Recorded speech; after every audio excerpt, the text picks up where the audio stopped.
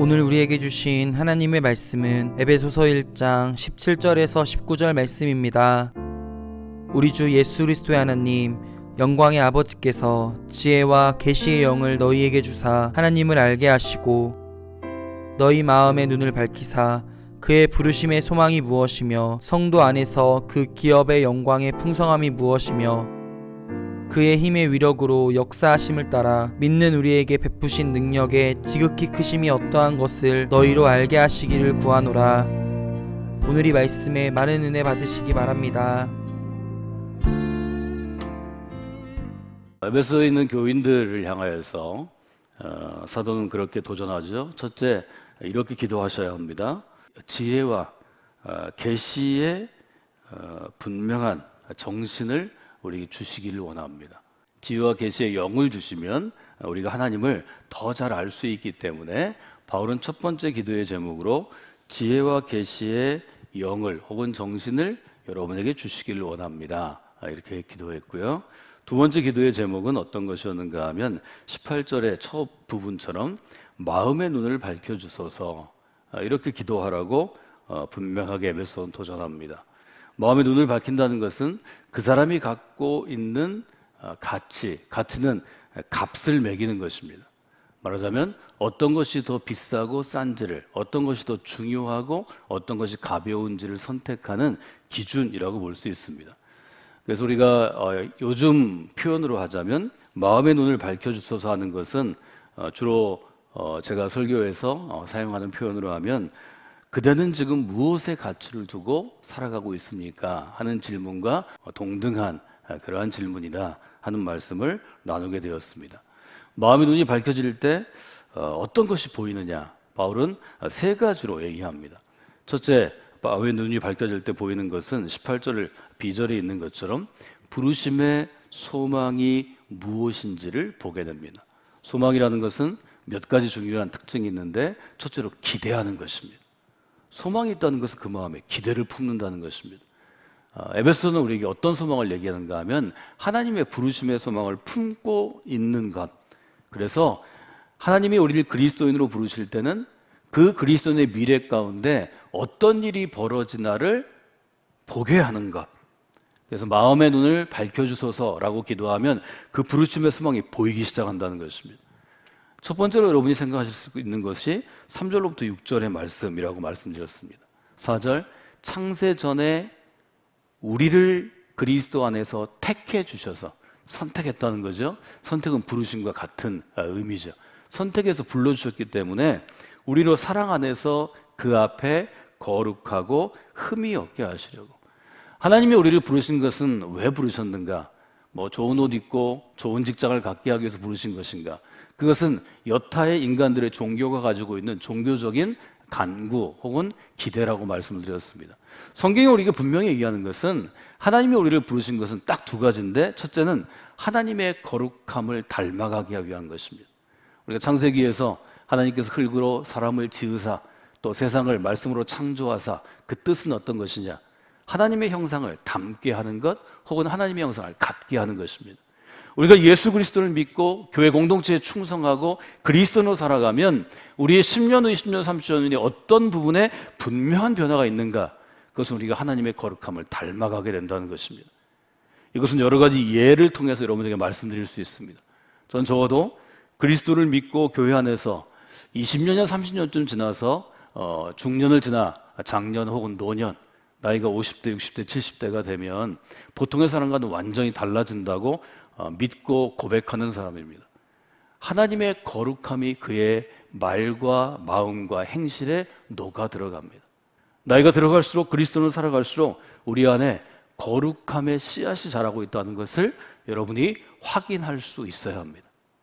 어려운 사람을 보면 그리스도의 마음으로 저 사람이 잘 되기를 기도하는 것, 이 땅 가운데 너무 어렵고 힘들고 나쁜 일들이 일어나면 그 악함이 제거되기를 원하는 것, 이것은 거룩함의 싹이 우리 안에 있기 때문이고 거룩한 생명의 나무가 자라고 있기 때문입니다.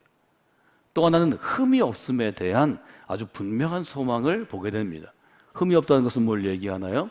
우리가 완전체가 되는 것이 아닙니다. 그리스도를 닮아감으로 하나님 아버지를 닮아감으로 이 땅 가운데서 완전함이라는 개념을 꿈꾸게 된 것입니다. 지금의 우리는 완전하지 않지만 그리스도의 길을 따라가면, 그리스도의 십자가 구원의 은혜가 내가 임하면 지금보다는 더 선한 존재로 향상될 수 있다는 분명한 우리 안에 소망이 생기게 되는 것입니다.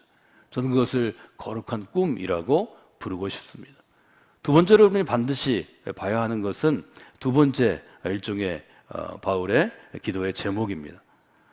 기업의 영광의 풍성함을 알게 된다고 18절은 연이어서 우리에게 이야기합니다. 중요한 단어가 기업인데요. 기업이란 단어는 어떤 걸 의미하는가 하면 아버지가 자녀에게 주는 상속 재산입니다. 그러니까 성경에서 말하는 기업은 어떤 것인가 하면 하나님께서 이스라엘을 신약 시대는 교회 공동체 안에 들어온 그리스도인을 자녀로 삼으셨는데 왜 성경에서 자녀의 개념을 계속 설명하는가 하면 자녀는 아버지의 것을 물려받기 때문입니다. 아버지의 재산, 아버지의 명예, 아버지의 것을 물려받습니다. 그런데 이 기업이 구약에서 읽을 때는 땅과 같은 개념인 이유는 무엇인가 하면 이스라엘 사람들이 갖고 있던 하나님께 받은 상속이 땅이었기 때문입니다. 내가 너에게 약속의 땅을 주리라.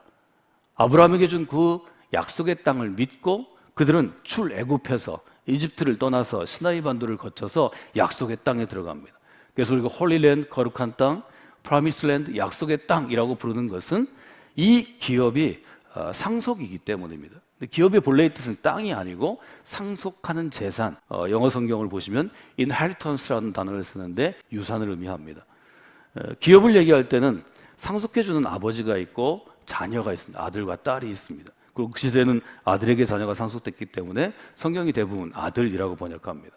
그리고 그 상속자가 받게 되는 유산, 상속 재산이 있기 때문에 이것을 통해서 구속의 은총도 설명이 되고 하나님의 자녀로서의 특권도 설명이 되고 우리가 왜 이 기업을 받은 상속받은 자녀로서 어떤 자부심을 갖고 살아가야 되는가 하는 것이 설명이 될 것입니다. 로마서 8장 17절에 보면 이 상속자에 대해서 이렇게 설명하는데요. 17절 14절에 이렇게 되어 있죠. 무릇 하나님의 영으로 인도함을 받는 사람은 곧 하나님의 아들입니다. 너희는 다시 무서워하는 종의 영을 받지 아니하고 양자의 영, 하나님이 직접 아버지가 되시지 않았지만 양자를 삼으셨다. 로마 제국의 용어입니다. 양자의 영을 받았으므로 우리가 아빠, 아버지라고 부르짖느니라. 아들과 딸은 아버지를 아빠 혹은 아버지라고 부르짖죠. 16절 성령이 친히 우리 영과 더불어 우리가 하나님의 자녀인 것을 증언하시느니. 누가 보증하는가? 성령께서 보증한다는 거죠. 17절에 이렇게 되어 있습니다. 같이 읽어볼까요? 자녀이면 또한 상속자 곧 하나님의 상속자여 그리스도와 함께한 상속자니. 여기까지만 읽겠습니다. 기업을 이해할 때는 내가 하나님의 자녀인 것을 알아야 하고 확신해야 합니다. 그리고 내가 하나님의 자녀로 살아가면 하나님 아버지는 반드시 여러분에게 기업을 주십니다. 하나님의 재산을 상속해 주십니다. 이 하나님의 재산은 두 가지 특징이 있는데 첫째는 풍성합니다. 이것은 세상이 갖고 있는 가치의 풍성하고는 다릅니다. 또 하나는 영광스러움입니다. 하나님의 자녀로 여러분이 살아가면 하나님이 여러분에게 뭘 상속 재산으로 물려주시는가 하면 하나님이 누리는 영광을 여러분에게 물려주십니다. 여러분, 하나님의 사람들은 믿음으로 살아갈 때 여러분이 똑같은 친구요 똑같은 사람이라도 어느 순간 이 사람은 나와 다른 면이 있구나. 이 사람은 정말 거룩한 삶을 지금 실현하고 있구나. 하나님의 은혜가 임하는구나. 그때 여러분 그분의 모습에서 실제로 이렇게 빛이 나는 것은 아니지만 뭔가 번쩍이는 내가 갖지 못하는 혹은 땅에서는 생각할 수 없는 이것은 땅에 속하지 않은 어떤 신성한 어떤 거룩한 그런 빛과 같은 것을 24시간 누리지는 못하지만 그 잠깐 생각할 수 있습니다. 이 영광은 제가 광휘, 광채 아주 그냥 환하게 빛나는 태양과 같은 것이라고 말씀을 드렸습니다. 인간에게 그런 것을 느낄 수 있습니다. 어떻게 인간이 그런 것을 소유할 수 있을까요? 하나님이 자녀에게 물려주셨기 때문입니다. 이 기업의 영광, 기업의 풍성함은 여러분들이 반드시 붙잡고 씨름해야 될 문제고 여러분의 삶에서 체험해야 하고 여러분의 자녀에게 유산으로 주셔야 합니다. 공통적으로 학자들이 얘기하는 것은 하나님 주신 기업은 첫째 우리가 하나님 나라를 선물로 받게 된 것입니다. 예수님 너무 강조하신 거죠. 천국이 너희 가운데 있다. 천국은 마태복음의 용어로 하면 하늘나라입니다. 이것을 한자어로 번역하는 중국어 성경 과정에서 하늘 천자를 쓰고 나라 국자를 써서 천국으로 번역했는데요. 그래서 우리는 천국이라는 한자어가 익숙한데요. 하나님이 하나님에게 주시는 선물은 하나님 나라입니다. 이 하나님 나라는 하나님의 자녀가 갈 수 있고 누릴 수 있는 것입니다. 이 땅에서 누리는 하나님 나라가 두 번째 교회 공동체입니다. 하나님께서 우리에게 주시는 기업으로 이것은 좀 더 주석적인 것, 학문적인 것입니다. 여러분 기억해야 될 것은 첫째 하나님의 나라이고 두 번째는 교회 공동체를 우리가 소유할 수 있다는 것입니다. 이것은 하나님이 하나님의 자녀에게만 주시는 것입니다. 세 번째는 영원한 생명 주신 것입니다. 여러분 이것은 하나님을 믿지 않는 사람은 꿈꿀 수 없는 것입니다. 네 번째로 특별히 바울서신에서 강조하는 하나님의 기업은 상급, 즉 면류관입니다. 믿음의 경주를 끝까지 달려가라. 하나님께서 믿음의 경주를 완주하는 경주자에게 영광의 면류관을 씌워주시리라. 여러분이 그 확신을 가지고 믿음 가운데 사시는 분들이 되시면 좋겠습니다. 세 번째는 어떤 것인가 하면 능력의 지극히 크심을 알게 되는 삶입니다. 19절 같이 읽어볼까요? 그의 힘의 위력으로 역사하심을 따라 믿는 우리에게 베푸신 능력의 지극히 크심이 어떠한 것을 너희로 알게 하시기를 구하노라. 하나님이 우리에게 능력 주십니다. 하나님 우리에게 기업, 상속받을 보이지 않는 하나님 나라의 땅, 하나님 나라의 집, 또 교회 공동체라는 큰 집을 주시지만 그것 외에 그 집을 마땅히 지탱할 만한 능력을 주십니다. 이 능력은 너무 중요한 것입니다. 이 능력 없이는 우리는 어떻게 살아갈 수가 없습니다. 이 능력이 얼마나 중요한지를 여러분들이 좀 배우시는 그런 분들이 되시면 좋겠습니다. 바울은 이제 20절 이하에서 이 능력을 세 가지로 나누어서 이야기하는데 오늘은 한 가지 정도만 저희들이 함께 보면 좋을 것 같습니다. 첫째는 부활의 능력입니다. 20절 이렇게 되어 있죠. 그의 능력이 그리스도 안에서 역사하사 죽은 자들 가운데서 다시 살리시고 하늘에서 자기의 오른편에 앉히사.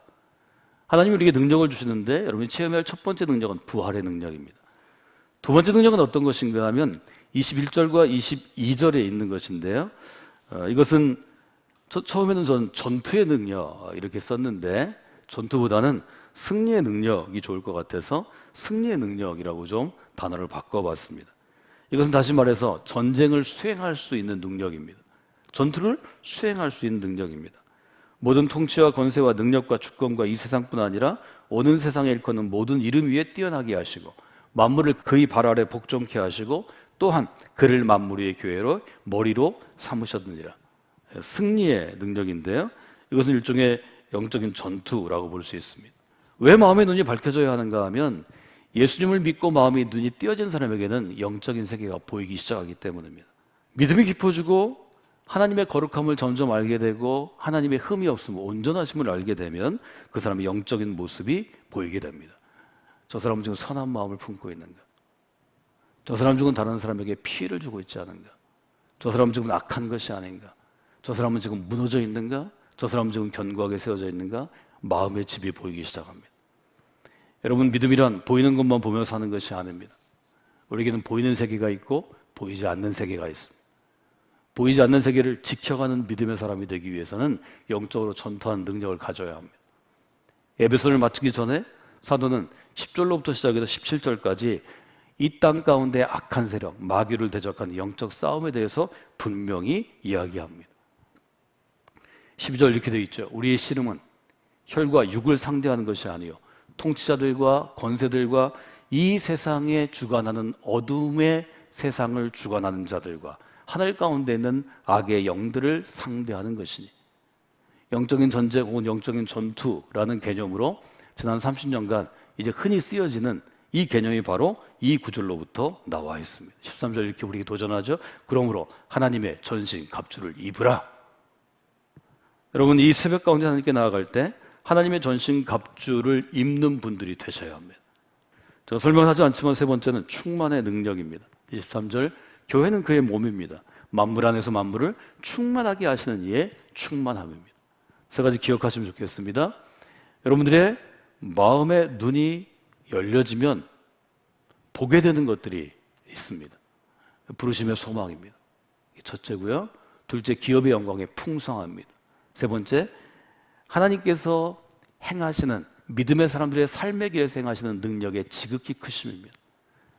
능력의 크심은 세 가지였습니다. 첫째는 부활의 능력. 부활의 능력은 살아나는 능력, 생명의 능력입니다. 두 번째, 승리의 능력. 승리의 능력, 영적인 전투를 치룰 수 있는 일종의 용사로서의, 전사로서의 능력입니다. 세 번째, 충만의 능력. 충만의 능력은 에베소서가 강조하는 가장 큰 주제어입니다.